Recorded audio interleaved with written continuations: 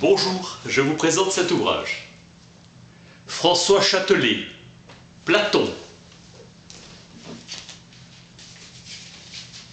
Platon est témoin d'une période de décadence politique de la cité. La grâce se perd au IVe siècle dans des conflits internes de plus d'une centaine d'États rivaux.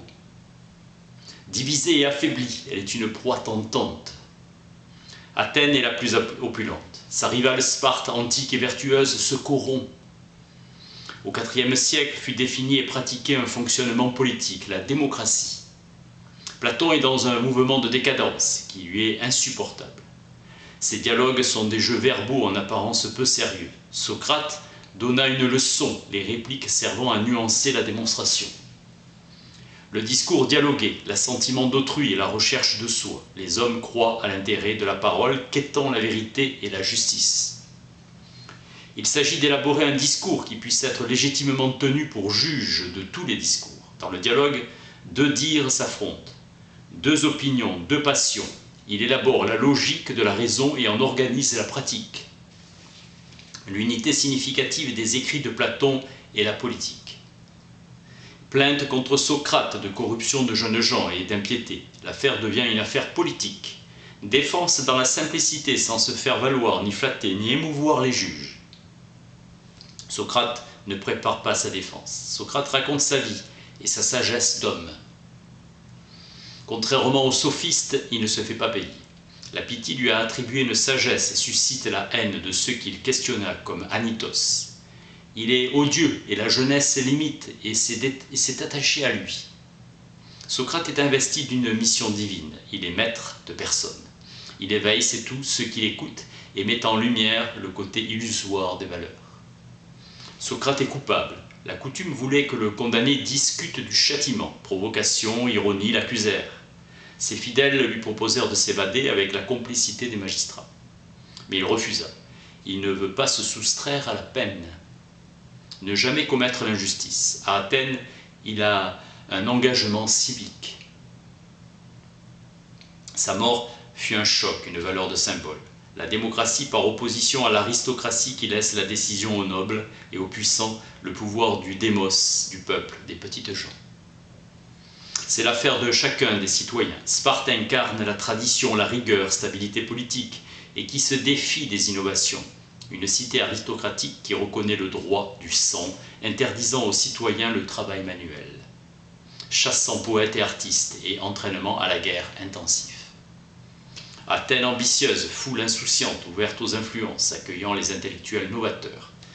Après la défaite, la réaction traditionnaliste est profonde. Socrate, antidémocrate, meurt démocratiquement de l'échec de la démocratie. Platon se consacre à la droite philosophie. Contre le sophiste, l'éducateur rétribué. La rhétorique, art de la parole, apprend à persuader autrui. Moyen de réaliser la vertu politique. Participer aux affaires politiques et de juger ce qui est juste. La vertu politique est la vertu par excellence. Savoir d'un homme capable d'administrer les affaires de la cité. L'injustice est une maladie. Platon veut extirper l'injustice et libérer la partie divine de l'homme.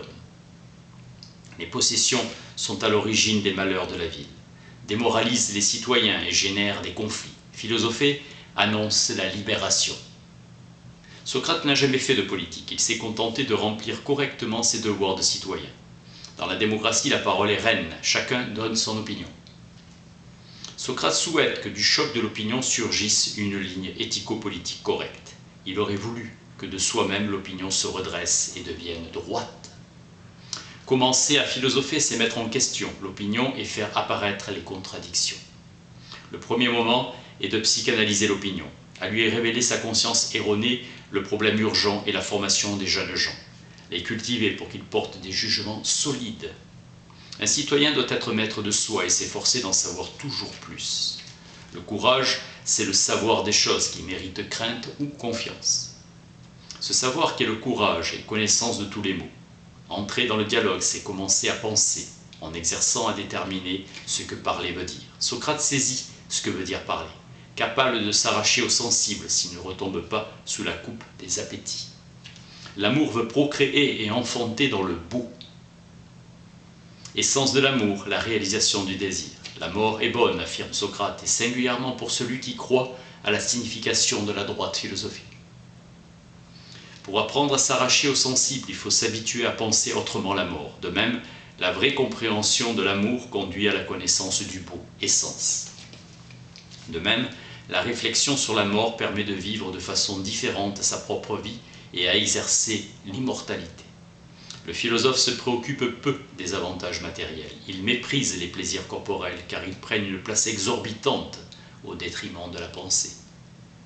Choisissant le chemin de la pauvreté et de la pureté pour atteindre son objectif, la connaissance du véritable. L'âme est principe de connaissance. Il est nécessaire d'apprendre à penser et à vivre autrement. Les poètes sont responsables de nos terreurs et de nos joies fausses. Le monde sensible est par rapport à l'univers des idées, un mensonge donné, sur lui se greffe un mensonge voulu. La poésie, l'art en général qui redouble en la magnifiant l'aberration perceptible. La poésie ne vaut que si elle accepte d'être servante de la philosophie. Telle qu'elle est pratiquée, elle fausse le sentiment et oblitère l'esprit. Platon avertit le philosophe qu'il doit se défier de la poésie et de l'entreprise artistique. L'art et la poésie ont la prétention d'éduquer. La poésie supportable est celle que pratiquera le musicien se conformant au programme pédagogique défini par le magistrat philosophe. L'opinion est neutralisée. Libération de la raison, du logo, partie divine de l'homme. Connais-toi toi-même. L'individu, afin d'assurer son autonomie et sa satisfaction, doit savoir ce qu'il veut vraiment, quand il veut. Ce à quoi le destine son statut d'homme. Le long détour est celui du dialogue. Le dialogue est la relation vraie entre la violence et le dialogue, cri de colère, de passion ou d'injure. Il faut choisir, se confier à la vertu du dialogue, la laisser agir pleinement et comprendre les impasses de l'opinion, se débarrasser de la tyrannie dérisoire des intérêts. Platon oppose à la particularité des opinions antagonistes, source du malheur et de l'injustice, la possibilité d'une universalité pacifiante. Ce point de vue contradictoire de la démocratie ne fera pas le rapprochement et l'impérialisme athénien ne dure pas. L'universalité sera de l'ordre du discours et capable de s'instituer en juge. Platon se détourne des opinions reçues et tente un autre statut de l'être et de l'homme. La paix n'est concevable que si l'homme cesse de croire aux réductions inconsistantes du sensible. L'homme violent est malheureux et menacé. L'homme s'inscrit dans l'ordre du discours universel, un discours vrai. Une relation d'accord entre l'individu, avec la vérité signifiant un rapport d'identité entre la pensée et l'être. L'on passe de la notion d'universalité à celle de vérité, et on ajoute à l'idée de légitimation celle de fondement. L'apprentissage du dialogue auront permis à l'esprit de se libérer de sa suggestion au sensible. Théorie de Platon de l'être et du connaître. L'être désigne ce qui est, ce sur quoi on peut s'appuyer pour exister soi-même. La nature est une force qui s'empare de la réalité. Le phénomène est ce qui de soi-même se manifeste. La réalité sensible est l'objet immédiat constituant le tout de l'être. La théorie platonicienne des idées est le fondement même de ce courant de pensée qu'on appelle la métaphysique. Platon n'a pas à défendre une philosophie, car il est en deçà, mais défendra la philosophie même. Ce qu'il faut assurer, c'est la possibilité du jugement de vérité. Idée égale forme. L'idée est l'envers de la chose, envers comme endroit authentique qu'invente la philosophie. L'idée est un modèle, un archétype. L'idéal se donne comme une théorie dans une contemplation.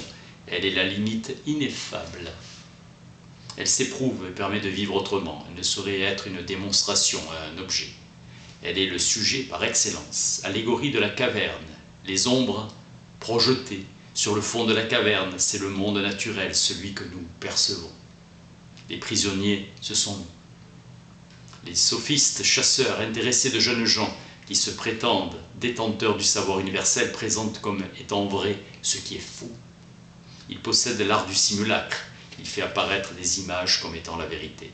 L'être est à la fois mouvement et repos, prédication contraire, ordre du même et de l'autre.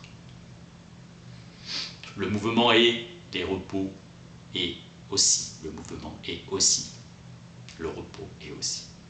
L'être est à la fois le même que soi et autre que soi. Le bien platonicien est Dieu en personne. Platon, inventeur de la philosophie, de l'idéalisme et du spiritualisme, a fourni les schèmes de pensée et de matériaux des religions révélées, justifiant leur théologie. Le bien nouveau Dieu, un Dieu en connivence avec l'homme qui a compris qu'il a à se libérer de ses passions et de ses intérêts, s'oppose au Dieu. La vie individuellement heureuse, celle qui participe au bien, ne s'abandonne pas au plaisir, elle ne la rejette pas non plus, elle est un mixte, un agrément. La lutte politique du philosophe consiste à éliminer du donné social tout élément qui risquerait d'engendrer l'antagonisme. En dehors de la cité juste, il n'y a point de salut pour l'individu. Importance de l'administration, sélection par voie de concours. L'État doit sauvegarder sa liberté. Force défensive imbattable. La réciprocité des services et la division du travail qui organisent originairement la collectivité. L'homme est un être de besoin et il est porté spontanément vers ses semblables. Il est de nature sociale. La première société est basée sur l'échange. La mort des cités vient moins de ses ennemis extérieurs que de la désunion s'insinuant dans le corps des citoyens et le rendant fragile. La vie selon l'esprit ou la raison n'est donnée ici-bas qu'à ceux qui la conquièrent. La complète adhésion du citoyen à l'État se fera par les communautés des femmes, des enfants et des biens. Enfin, il faut que le philosophe soit souverain ou que le souverain naisse philosophe. Le pouvoir absolu de décision doit appartenir à un homme qui sait, qui a le privilège de la contemplation. Un souverain capable d'imposer aux Grecs, après les désordres du 5e et du 4e siècle, la paix génératrice de bonheur et d'efficience. La justice est une harmonie, un ordre qui met à leur place chacune de ces vertus partielles que sont les vertus particulières. La République se situe au niveau des essences, les lois citées de second rang. Il s'agit d'élaborer la constitution d'une ville coloniale avec des hommes qui n'ont pas été éduqués dès leur naissance. Les Grecs n'avaient pas le sens de l'historicité, ils ignoraient la notion d'un cours dramatique et original de devenir humain, et ils privilégiaient la nature qui se répète, cycle par rapport au temps. Aujourd'hui, nous considérons tout événement comme un avènement. Avant, on ne cherchait que l'enrichissement de la pensée, régentée par les dieux, faire sans cesse triompher en eux le divin. Dans la République, la cité idéale doit un jour dégénérer et l'injustice s'introduira. La matérialité l'emportera. Pour Platon, la pauvreté est synonyme de vertu, en réalisant la plus haute noblesse morale. En eux, aucune démesure, ni injustice, ni rivalité, et jalousie. Dans un monde idéal, la politique n'a point de place. Les hommes n'ont pas besoin de lois écrites. Les coutumes traditionnelles suffisent. Régime fondé sur l'honneur, la timocratie. Sinon, c'est une oligarchie dont le principe est la possession, car les fils de la première génération voudront jouir des trésors et les étaleront aux yeux de tous. Sparte a inspiré Platon, qui est passé du 5e au 4e siècle d'une unique préoccupation des armes à celle d'une jouissance de plus en plus avouée. Puis, les dirigeants sont médiocres. S'instaure la démocratie car la sédition éclate et les pauvres majoritaires exigent le partage de biens. Et l'obtiennent, législation du désordre. Confondant savoir et opinion, un tyran restaure l'autorité. La politique se trouve supprimée, bon vouloir de l'individu. Non dévoué à la communauté, le tyran détruit l'État. La philosophie platonicienne de l'histoire est tragique. Tout doit ici-bas se dissoudre et se perdre.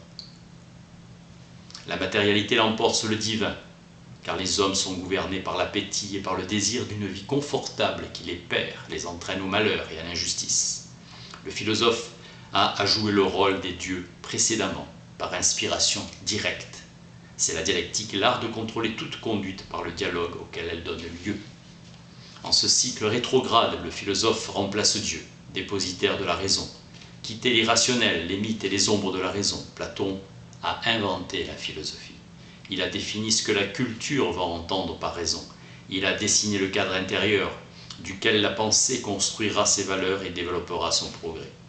Lumière sur la situation de l'homme contemporain. Le fondateur de l'Académie a rendu effective l'idéalité de la raison. Galilée et Descartes définiront un autre statut de la science, plus soucieux du rapport réel entre l'homme et la nature. Kant remettra en place l'ambition métaphysique. Hegel et Marx donneront de l'historicité une interprétation plus conforme à la fois aux conditions d'existence des événements, mais aussi que l'homme se batte, souffre et invente durant 24 siècles pour que l'idéal commence à devenir réalité. Le projet platonicien est de faire triompher l'esprit, c'est-à-dire ce qu'il y a de divin dans l'homme, la raison. La cité platonicienne devient mondiale, le raisonneur Socrate intervient et son disciple Platon s'institue professeur normalisant cette intervention. Il cherche un critère qui va leur permettre de tout juger, et c'est la raison. Aux sottises de l'opinion publique, elle s'oppose. La raison pose des questions et les résout. Le refus est le mode d'existence qu'adopte l'homme rationnel. Il doute. La philosophie depuis Platon présente comme valeur le rien. La lumière qui détruit les ombres et déduit les différences et réduit les différences. La contemplation du bien, le savoir, contre sont les tyrans ou le penseur Friedrich Nietzsche, éventualité extrême que la raison ne soit pas cette valeur omnipotente et omniprésente, juge de toute pensée, de tout discours, de toute conduite. Ces anti-Platons sont pour le tyran un esclave devenu maître en transposant tous les ressentiments de l'homme servile, et le penseur Friedrich Nietzsche par-delà le bien et le mal, le chevalier, le héros de l'existence et de la vie libérée. Nous devons connaître Platon pour le dépasser. François Châtelet, Platon. Merci.